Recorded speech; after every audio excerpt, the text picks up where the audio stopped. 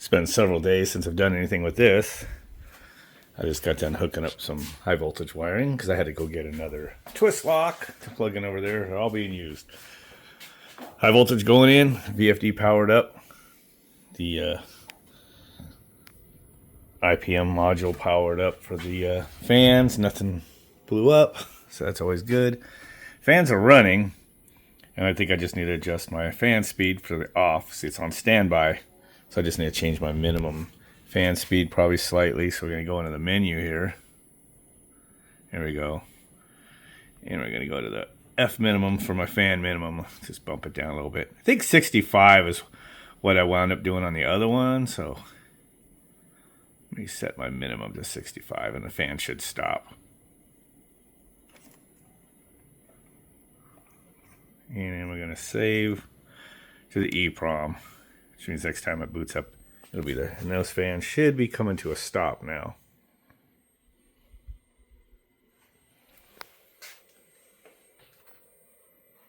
And you can see how close that comes to the back side of the VFD there, which I just got some foil tape on there for now. Try to seal it. So there she goes. And then let me get a jumper real quick. We'll throw it in heat. Compressor high voltage plug is loose. But we should see the VFD kick on. So we're going to go to W1 over to red. I heard a click. Heating low. 40 hertz. Should be on run now. Fan speed to max, which I've programmed for 230 right now. It's going to be pretty fast, I believe. This is probably going to be too fast. Yeah, she's blazing, man. These motors actually pull a lot of amps once you get these suckers fired up. Oh, yeah, they're blasted. All right, so we're going to go back in the menu. Oops, look, I just did. My other board did that. It had a little bit of interference when I put my hand in there. That's kind of crazy, man. What's up with that? First one had no problem. I think I hooked up some different filter capacitors in there. Let's try like 190.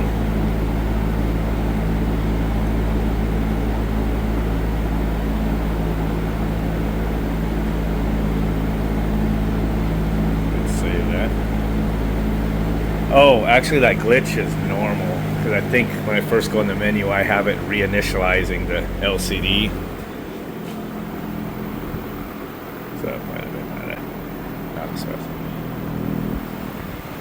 That's probably a little better. That's still blazing pretty good. I mean, these fans are capable of speed way more than you need. Remember, this is only a 3-ton, and it's got 2 of these huge fans in here.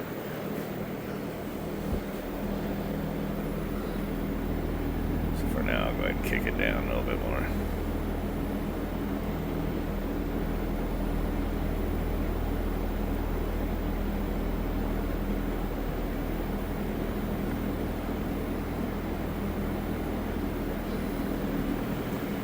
Slow it down just a pinch. There we go. So, all right, so that's working. Let's go over here and get another jumper. See if I can get Y2 going here. And I just lost the first one. Dang it. These are kind of pain in the ass to get clipped on there. I should have put my little jump box on here at the switches. So now what's going to happen is going to be in a delay on break.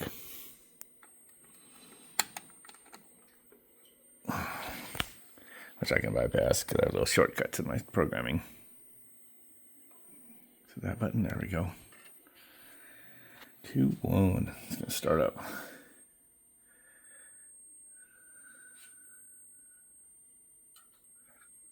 What's not connected? Oh, I have Y2 going and not Y1. See, so it does that. It's not allowed. So going to heating high. Notice that the timer counts down. There it goes. Should say 60 hertz there. Yep.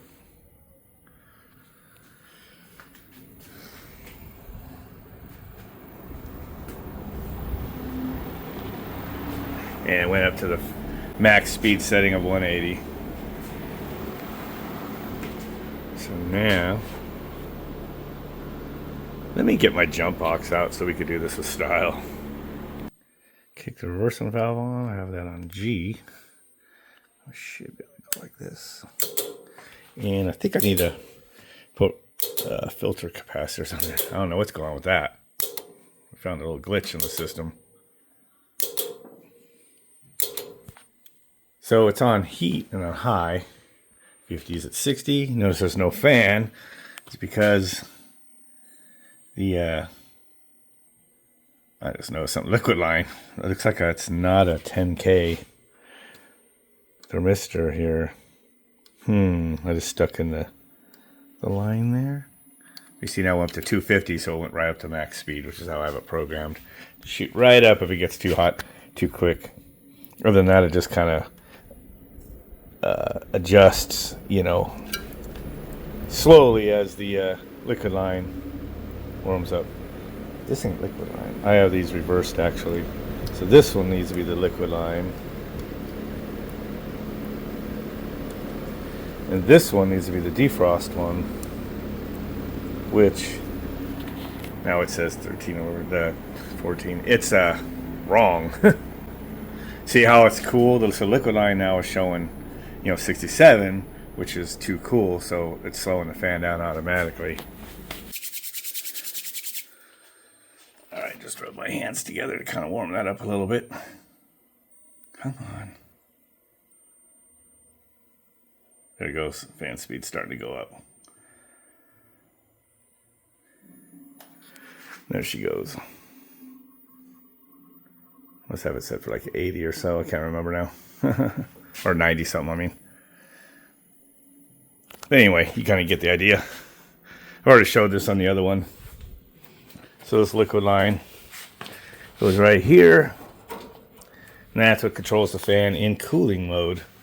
When it's in heating, it just goes to full speed.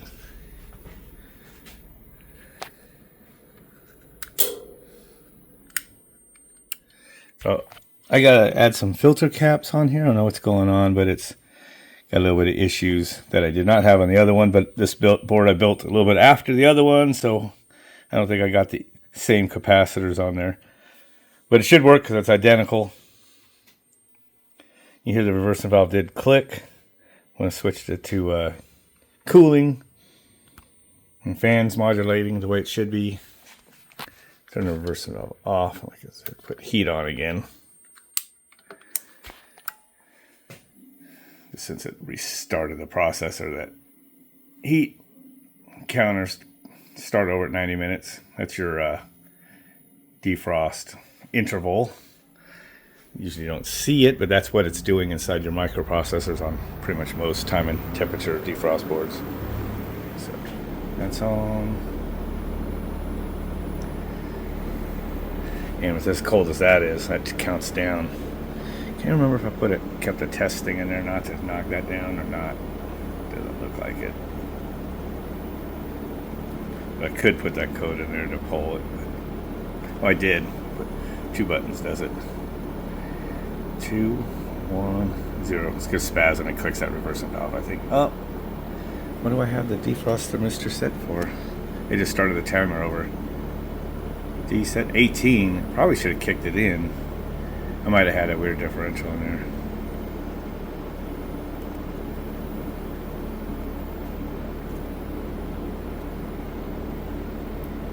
there. I look back through my code. I mean, I think that we should have defrosted it. It should go right exactly what that's on, but I might have it bypassed in there right now. I don't know. Something. Oh, I know what it is. Outside air temperature is too warm. Locks out. I put that in the code. It locks out the defrost. Yep. So, all right. Got a few things to check on and get this thing kind of sorted out.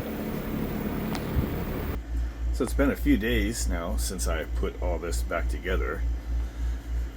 Hadn't posted a video about it yet, but so this whole controller was up there. I thought it was cool to be up there out of the way and everything, but it was always a pain in the ass to stand up there and reach back behind all this to get to it.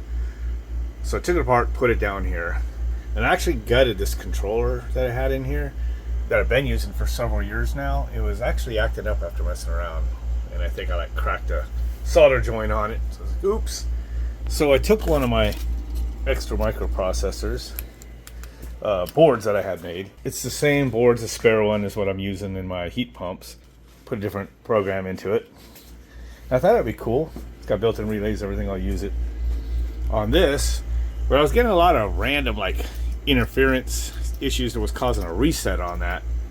And I was wigging it out for the couple days that I had it in there, and I tried different things, added different filters, different capacitors on inputs.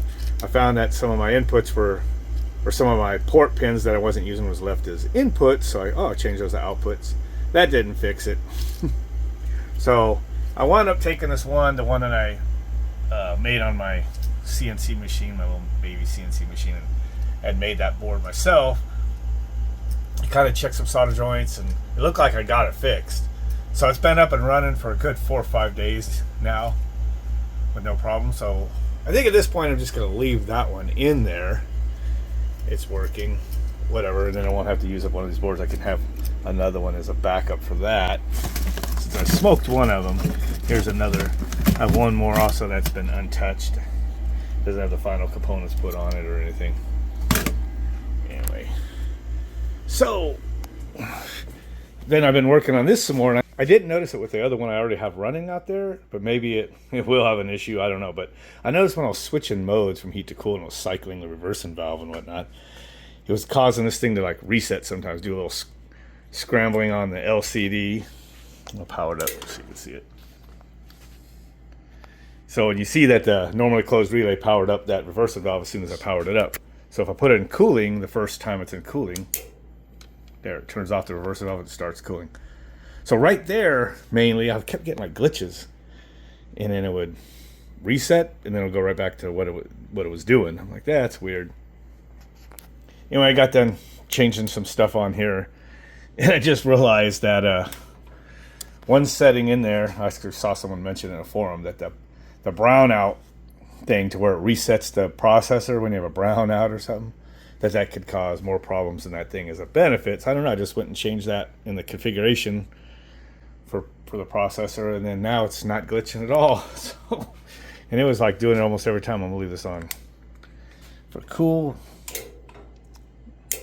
Yeah, see, turn off. I got Y1 on right now, so that's why it's going right to cool. So when it powered up, reverse valve's powered already, and then it's turning it off. So I'm getting like a 0% issue there, and I was getting it more than I wasn't getting it before I changed that. So I think the slight glitch in the voltage, maybe because it's all running off the same 24 volts on this, is causing it. And also that's a pretty small test transformer. It's for a rain bird. So maybe that's why I noticed it in this one and not in that one. Who knows? But I just figured that out. So maybe I could have, maybe that's what was going on with this, the other program on the same board, same processor with all this in there. Oop, just finished heating up to 138 degrees. Mind you, this thing was hot. There's my anti-short cycle delay, 5 minutes. Anyway, I don't know. But I had made several clips of me changing all this stuff. I'll put a couple clips on the screen while I keep rambling for another minute, but all that work, it was a lot of work. I pulled out the plexiglass piece that I have in there that I mount everything on, that then in turn mount into this big metal cabinet. And I pulled everything out, put on the new circuit board, and it doesn't need the relay board because the relays are built onto that green board, the one I had professionally made with my design. And then, because it kept randomly resetting, and of course it hard start the compressor, which the rotor compressor's already got a bitch of a time restarting sometimes. I went ahead and just in haste the other day fixed my original board that I made from scratch on a CNC machine, doing the isolation routing, they call it, which looks like this. And looks like this. These are all boards that I made, from scratch, just from copper clad boards. And sometimes I get a pretty good job of making those and they work. And sometimes I think all that extra copper left on there, if I ground it, actually adds a lot more shielding to the board. But oh well. It also makes it easier to bridge. It's not silk screened or whatever they call it, and all that masked and all that stuff. So if you're not careful soldering, you bridge connections too on that. So that part's a pain in the ass. But I don't know. This board's working great again. I'll probably just leave it. It's not as ugly as it was before when I had it up there, but it's not great looking either. But it's a little bit ugly. It's just once you start adding stuff and then changing things, it just starts making a mess out of your circuits. And sometimes this stuff just works for a long time. Like I'm talking 1, 2, 3 years that I've made. And then someday you have to go in there and mess with it, or you want to change something and you're like trying to find your circuit design, remember what you did, going through all your software, the programs, try to find the last one you had used and then make sure you're using the right one, and then change some code or whatever and update it. So that's what this was. And my battery's 51.2. I noticed sometimes just a chance of it, but like today, like it didn't use enough of the battery, so it didn't get down enough to the voltage where it was going to recharge them off the solar today. So I noticed like at 2-3 o'clock, I still got pretty decent sun, that it wasn't charging because the batteries were at like 53 point something volts. And I think I have it shutting off at like 56.9, somewhere in there. But there's different settings you can make, but you want to have that little differential, or however they call it in the solar charging world. But I'll be fine. This thing hasn't ran out of battery power for weeks now. It hasn't had to go to utility power, is what I'm saying, for weeks, many weeks to heat my water. It's just ran off of solar directly during the day and batteries, lithium ion, live a lot throughout the night, Anyway, that's it. Just a little update video on that. I'm one of those guys that likes to tinker.